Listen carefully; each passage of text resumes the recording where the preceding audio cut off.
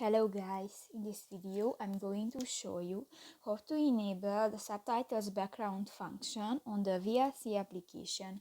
But first of all, I just want to mention, please don't forget to subscribe to our channel, because at 100,000 subscribers we are going to show you our YouTube revenue statistics and growth strategy, how to make money online. So let's jump into it. First of all, open the application on your device.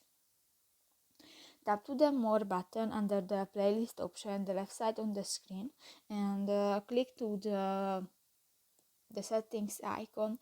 Scroll down, and in the extra settings section you can find the third option, the subtitles.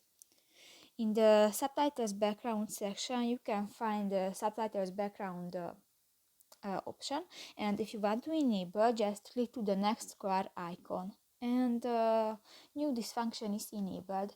So that's pretty much it for this video guys. See you in the next one. Bye bye.